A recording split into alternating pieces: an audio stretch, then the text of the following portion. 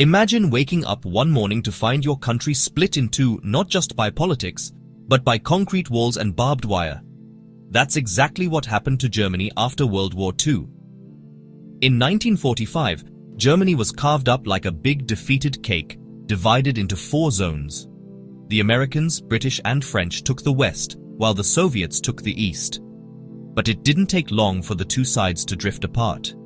In 1949, the Western zones formed the Federal Republic of Germany, what we know as West Germany, a democratic, capitalist powerhouse, and in the Soviet zone, the German Democratic Republic, or East Germany, a tightly controlled communist state.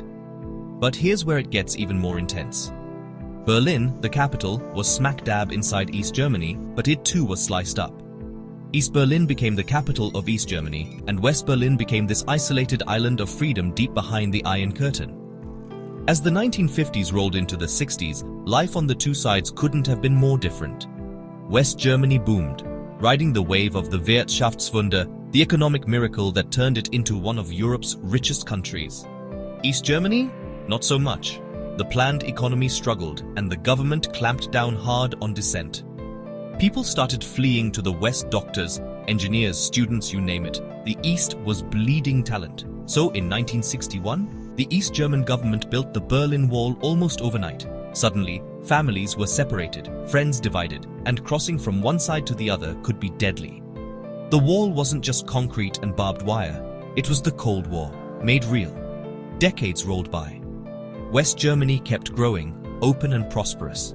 East Germany lagged behind, locked down and restless. But by the 1980s, change was in the air. In the Soviet Union, Gorbachev's reforms Glasnost and Perestroika cracked open old certainties, and East Germans saw their chance.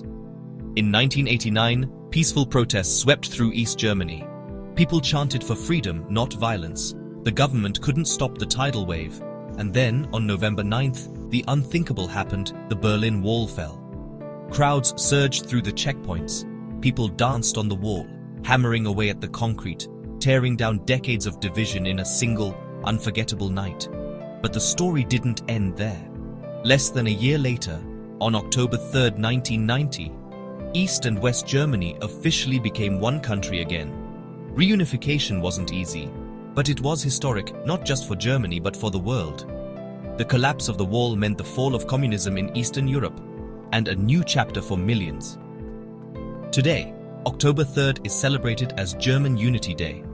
It's a reminder that walls can fall, that countries can heal, and that history is always being rewritten, sometimes by ordinary people who simply refuse to be divided. Thanks for joining me on this journey through one of the most dramatic stories of the 20th century.